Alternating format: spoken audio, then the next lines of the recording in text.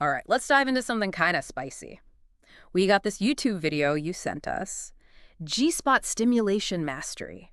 7 moves that will make her scream by Alex Grande. Oh, wow. Sounds intense, right? Yeah. So you're interested in female pleasure and spicing things up in the bedroom. I guess that's what we're all here for. Yeah, I mean, who isn't, right? Exactly. Sounds like a fun topic It does. to dive into. It does. So Alex jumps right into these 7 techniques, right? Yeah. Supposedly they lead to these, like, crazy, mind-blowing orgasms. Huh. But before we even go there, I think we need, like, an anatomy lesson. Okay. Just so we're all on the same page. Yeah, sure. So let's demystify this G-spot, right? You know, people think it's this magical button, Right. but it's actually an area on the front wall of the vagina Okay. towards the belly button. Yeah. If you can imagine, like, feeling the inside of your upper gums, Okay. just behind your front teeth. So that texture is somewhat similar to the G-spot. Okay, so I'm picturing that, and Alex describes it as, like, feeling different from the surrounding tissue. Yeah. Like a walnut, he says. Yeah, yeah. Some describe it like as a slightly raised area, maybe with ridges. Okay. But, you know, blood flow is key, right? Okay. Imagine like a sponge, a dry sponge.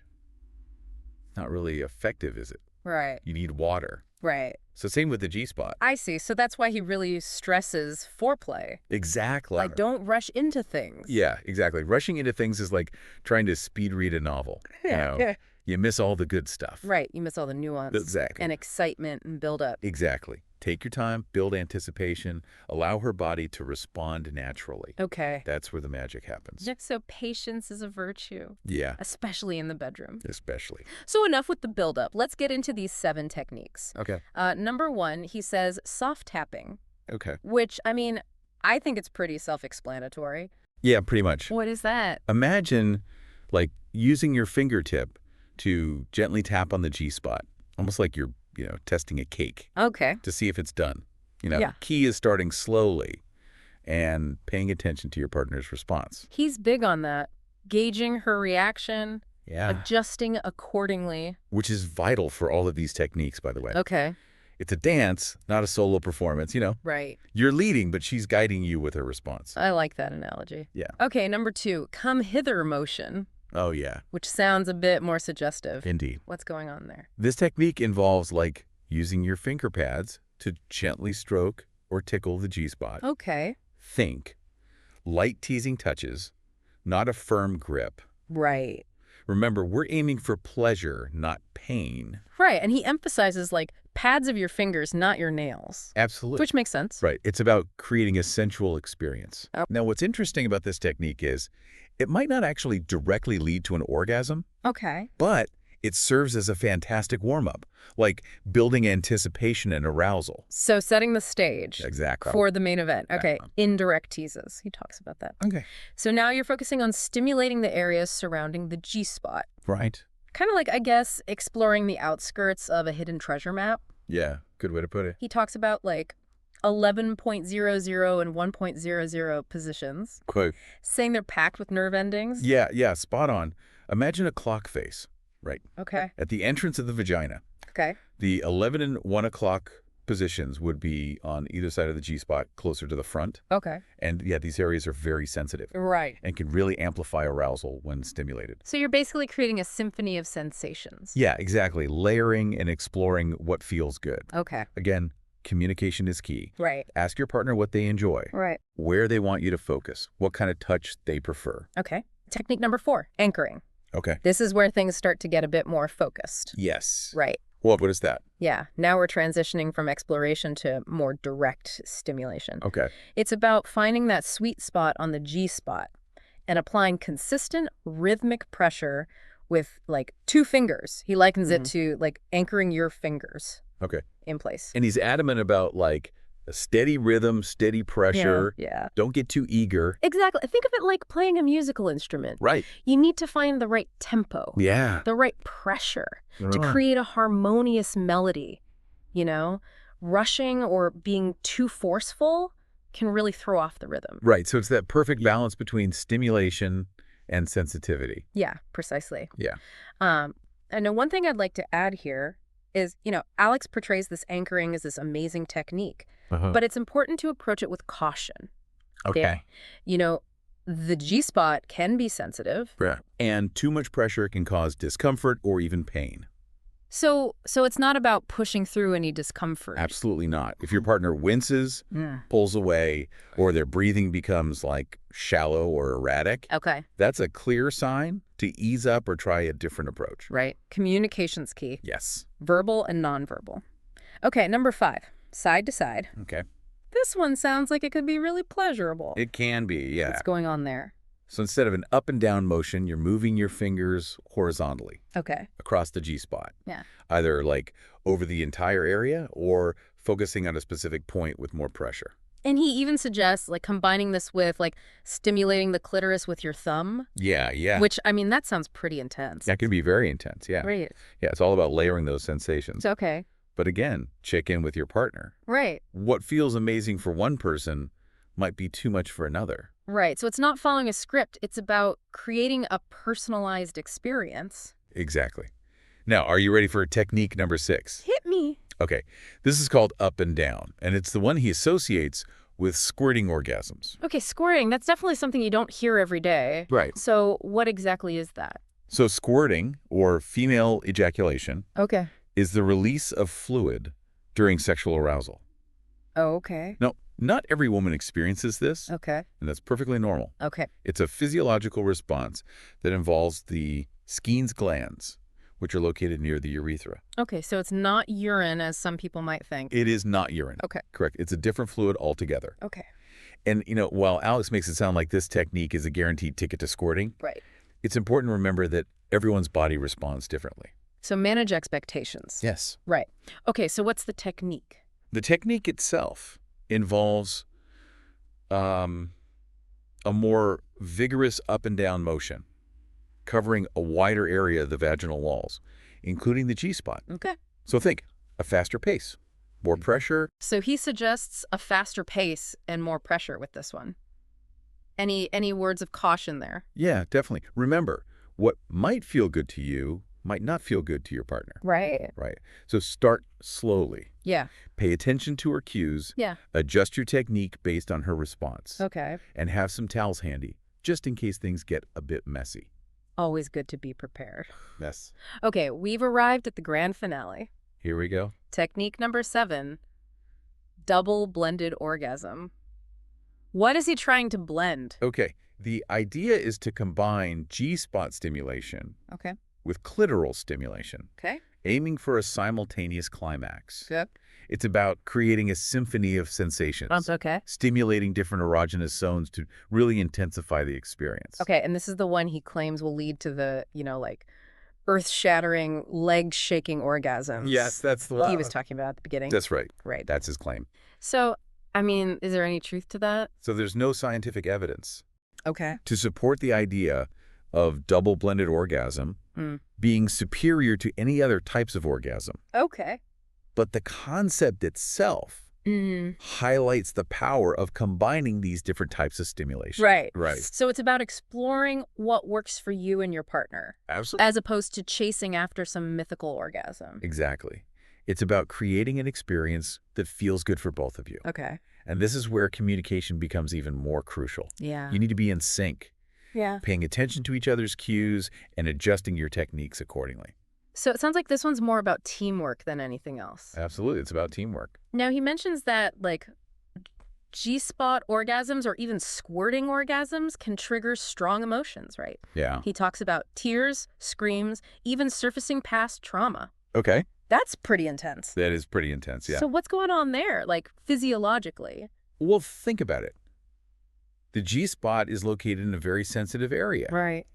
Close to many nerve endings. Okay. When it's stimulated, it triggers this cascade of hormonal and neurological responses that can be very powerful. So it's like this chain reaction. The physical sensations are leading to emotional responses. Exactly. Oh. And these emotions aren't always positive. Okay. Sometimes sexual experiences, especially those that involve intense stimulation like G-spot stimulation, can trigger these unexpected feelings, Right. including sadness, fear, or even flashbacks to past trauma. So it's not always about, like, blissful release? Not necessarily, no. And that's why creating a safe, supportive environment is so, so important. Right. Okay? Right. If your partner experiences these strong emotions during sex, whether it's tears, laughter, something else entirely, Okay. don't judge. Right. Don't dismiss. Right. Okay? Instead, be present, Okay. be supportive, Okay. and be willing to listen. So holding space for your partner's emotional experience Yeah. is just as important as like mastering these techniques. Yeah. Absolutely. It's about fostering that sense of trust and intimacy, Right. allowing your partner to feel safe and vulnerable with you. Okay. And remember, emotional connection is a very powerful aphrodisiac. So we've been focusing on the mechanics of pleasure, but there's this whole other layer Yes. that we need to be aware of. Absolutely. And that's what makes human sexuality so complex and intriguing. Yeah. You know, it's not just about the physical. It's about intimacy, vulnerability, connection, all of it. So is there anything else about like the emotional side of things? Okay, well, one thing to keep in mind is that everybody's experience is different. Okay. Some women may really enjoy, like, revel in the emotional release that can accompany G-spot orgasms. Uh-huh. Like, finding it very empowering and cathartic. Like a release valve? Exactly. But for others, it might be overwhelming Right. or even triggering. Okay. Okay? There's no right or wrong way to feel. Yeah. And it's very important to approach these experiences with sensitivity and respect. So what advice would you give to someone who is like a bit hesitant to explore this? Yeah. Because they're worried about, those intense emotional responses. I would say start slow. Hmm. Communicate openly, Okay. and prioritize safety and comfort above all else. Right. Choose a partner you trust. Create a relaxed, comfortable environment. Clearly articulate your boundaries and expectations. Okay. And remember, it's perfectly okay to take a break Right. or stop altogether Okay. if anything feels uncomfortable. Okay. Right. Right. It's about finding what feels right for you and your partner. Exactly. And if you're worried about past trauma resurfacing, consider seeking support Okay. from a therapist Right. who specializes in, sex and relationships. They can provide guidance and tools for navigating those complexities. This has been really insightful. We've gone beyond like just the techniques. Yeah. We've delved into the emotional nuances, which is something I think a lot of people might not even consider. Yeah, it's about understanding that sexuality is multifaceted. Right. It's about the physical, the emotional, psychological, everything in between. Now, one thing that stood out to me in Alex's video is his emphasis on like the masculine man holding space for a woman's emotional release. Okay. Right? Mm. So he seems to be like associating these specific gender roles with this dynamic. Yeah.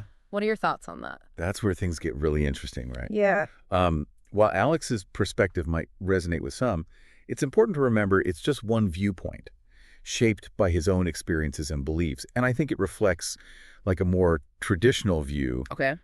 of gender roles in intimacy, Okay. with the man being this like stoic provider of pleasure and the woman being the more emotional receiver. Right. But doesn't that like limit our understanding of how both partners can like contribute to creating a fulfilling and emotionally connected experience? Absolutely. It's a very heteronormative Right. binary view of sexuality. Right. In reality, there's this vast spectrum Okay. of ways to experience intimacy and pleasure, regardless of gender identity or sexual orientation.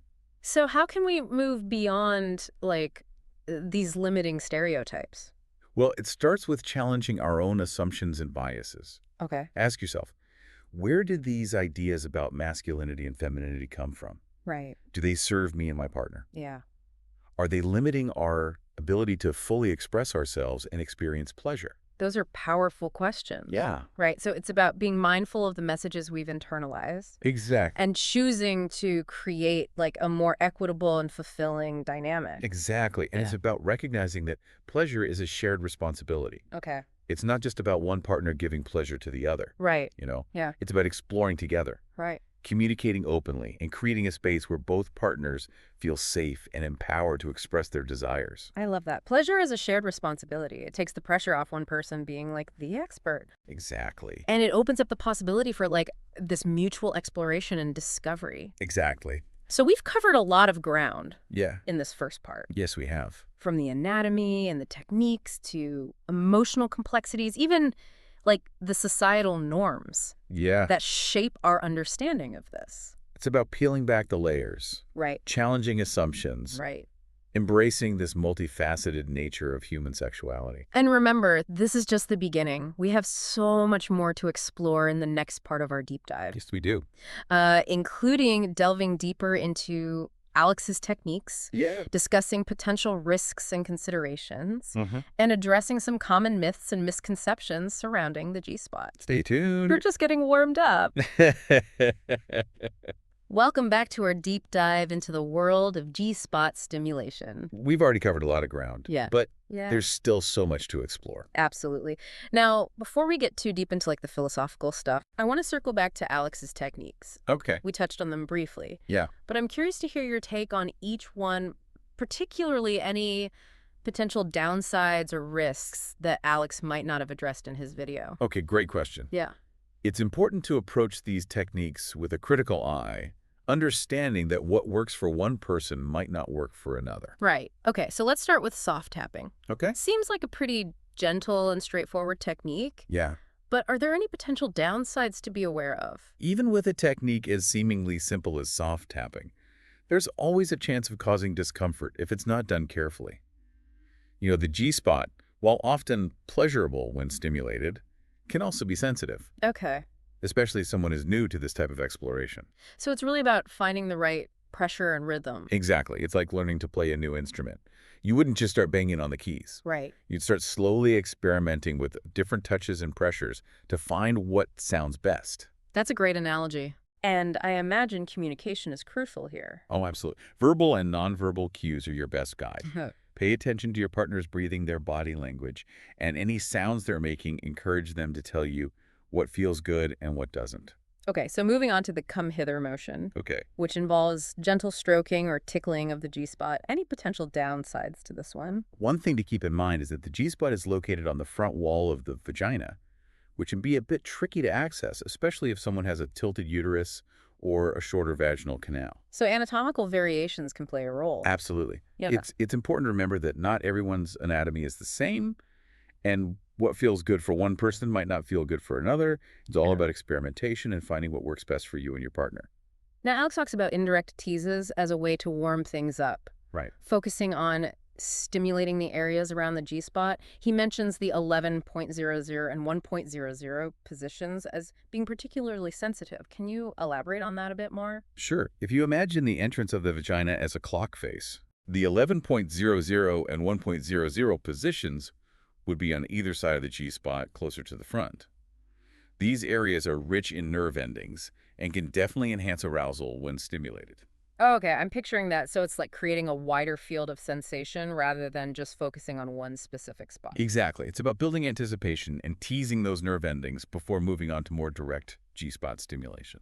All right, let's talk about anchoring, Yeah. which involves applying consistent rhythmic pressure to the G-spot with 2 fingers. Alex seems to think this is a highly effective technique, but what are your thoughts on it? While anchoring can definitely be pleasurable for some, it's also the technique that I'd approach with the most caution. Okay. The reason is that the G-spot can be quite sensitive to pressure, and if you're not careful, you could easily cause discomfort or even pain. So how can you tell if you're applying too much pressure? Communication is key, as always. Encourage your partner to be vocal about what they're feeling. If they tense up, wince, or their breathing changes, that's a sign to ease up or adjust your technique. You can also ask them directly how the pressure feels and adjust accordingly. It's like a constant feedback loop, right? Exactly. You're not just following a script. You're responding to your partner's cues and creating a personalized experience. Now, Alex describes side to side as a technique that involves moving your fingers horizontally across the G-spot. He even suggests combining this with clitoral stimulation. What are your thoughts on that combination? Combining G-spot and clitoral stimulation can definitely be an explosive experience for some. The clitoris is incredibly sensitive with thousands of nerve endings, and stimulating it alongside the G-spot can create a powerful synergistic effect. But again, it's about finding what works for you and your partner, right? Absolutely. Yeah. Some people might find this combination too intense, while others might crave that level of stimulation. It's all about experimentation and communication. Okay, let's talk about up and down, the technique Alex associates with squirting orgasms. We already touched on what squirting is, but can you elaborate on the potential downsides of this technique? One thing to keep in mind is that the up and down motion can stimulate a wider area of the vagina, which might not be pleasurable for everyone. Some people might find it too rough or irritating, especially if they have any underlying sensitivities. So starting slowly and paying attention to feedback is crucial. Absolutely, and it's worth noting that even if you do everything right, squirting isn't a guaranteed outcome. It's a physiological response that not all women experience, and that's perfectly normal. Now let's move on to the grand finale, the double blended orgasm, where the goal is to achieve simultaneous orgasms through combined G-spot and clitoral stimulation. Alex makes it sound like the holy grail of sexual experiences, but is it really all it's cracked up to be? Well, while the idea of simultaneous orgasms is certainly alluring, I think it's important to take a step back and examine the pressure this puts on both partners. Sex isn't a performance, and focusing solely on achieving this specific outcome can take away from the joy of exploration and connection. So it's not about ticking a box on some checklist. Exactly. It's about finding what feels good for both of you, whether that's simultaneous orgasms, taking turns, pleasuring each other, or simply enjoying the intimacy and connection of the moment. That's such a refreshing perspective now before we wrap up this part of our deep dive. Okay. I want to touch on something we discussed earlier, the potential for G-spot stimulation to trigger strong emotions. We talked about the importance of creating a safe and supportive environment, but what are some specific things partners can do to navigate those emotional moments? One of the most important things is to simply be present with your partner. Okay. Put your phone away, make eye contact, and listen attentively to what they're saying and how they're expressing themselves. Avoid judgment or dismissal, even if their emotions seem confusing or overwhelming to you. So it's about creating a space where they feel heard and validated. Exactly. You don't need to have all the answers or try to fix their emotions. Just being there, holding space for them, and offering comfort and reassurance can be incredibly powerful. Are there any specific phrases or questions that can be helpful in these moments? Simply asking, "What do you need right now?" can be incredibly helpful. Mm. It shows that you're present and attuned to their needs. You can also offer words of affirmation and support like, "I'm here for you," or "It's okay to feel whatever you're feeling." And what if their emotions seem to stem from past trauma or experiences? That's when it becomes even more crucial to approach the situation with sensitivity and respect. Acknowledge their feelings, validate their experience, and encourage them to seek support from a therapist or counselor if they feel it's necessary. And remember, it's perfectly okay to stop the sexual activity altogether if things become too overwhelming or triggering. This has been such an enlightening discussion. It's clear that there's so much more to G-spot stimulation than just mastering a few techniques. It's about understanding the emotional landscape, navigating potential challenges, and creating a safe and supportive environment for both partners. And it's about recognizing that everyone's journey is unique. There's no one-size-fits-all approach to pleasure, and what works for one person might not work for another. So it's all about experimentation, communication, and a healthy dose of self-awareness. Absolutely. And remember, this is an ongoing journey of discovery. The more you learn about yourself, your partner, and the nuances of human sexuality, the more fulfilling and enriching your experiences will be. We've covered a lot of ground in this second part of our deep dive, but there's still so much more to uncover in the final part. We'll tackle some common myths and misconceptions surrounding the G-spot, explore alternative approaches to female pleasure, and leave you with some final thoughts and resources to continue your exploration. Stay tuned for the grand finale. Welcome back to the final part of our deep dive into G-spot stimulation. We've journeyed through anatomy, techniques, emotional considerations, even societal influences. Now it's time to debunk some myths, broaden our perspective on female pleasure. I'm ready to bust some myths. Let's start with a big one. Is the G-spot even real? Right? I've heard people say it's a myth. That's a common misconception. Yeah. And it stems from, a lack of understanding about female anatomy and the complexities of sexual response. Right. While the G-spot may not be like a distinct anatomical structure like the clitoris, it is a sensitive area within the vagina. That, when stimulated, can produce intense pleasure for many women. So it's not some imaginary button, it's a zone of sensitivity. Exactly. And remember, just because someone hasn't personally experienced pleasure from G-spot stimulation Right. doesn't mean it doesn't exist. Right. Bodies are diverse. What feels good for one person might not feel the same for another. Another myth I've heard is that if a woman doesn't experience squirting, Oh, yeah. she's not having real G-spot orgasms. Right. What's your take on that? Another misconception that needs to be debunked. Okay. Squirting, or female ejaculation, is a physiological response that some women experience during sexual arousal, Right. but It's not a prerequisite for a pleasurable or real orgasm. So it's just one variation among many. Exactly. The experience of orgasm can vary widely from person to person, even from one sexual encounter to the next. Right. There's no right or wrong way to experience it. Okay. Myth busted. Now, we've focused primarily on G-spot stimulation in this deep dive, Yeah, but it's important to remember that it's just one aspect of female pleasure. absolutely. The female body is a landscape of erogenous zones, Right. each with its own unique sensitivity and potential for pleasure. So what are some other areas we should be exploring beyond the G-spot? Well, we've already touched on the clitoris, Right. often considered the epicenter of female pleasure. Right. But there's also the labia, the perineum, the breasts, inner thighs. The list goes on. It's like a treasure map of sensations. Exactly. And the key is to approach this exploration with a sense of curiosity, openness. Communicate with your partner, experiment with different touches, techniques, discover what feels good for both of you. Now, throughout this whole deep dive, we've emphasized the importance of communication. Yeah. I want to more specific. Okay. What are some practical tips for communicating effectively about sexual desires, boundaries? One of the most important things is to create a safe and non-judgmental space for these conversations. Okay. Choose a time when you're both relaxed and can focus on each other. Start by sharing your own desires and preferences, using I statements to express your feelings and needs. Okay. Right. So instead of saying you never touched me there, you Yeah. could say, I really enjoy it when you touch me here. Exactly. It's about framing your desires in a positive and constructive way, Okay. rather than focusing on blame or criticism.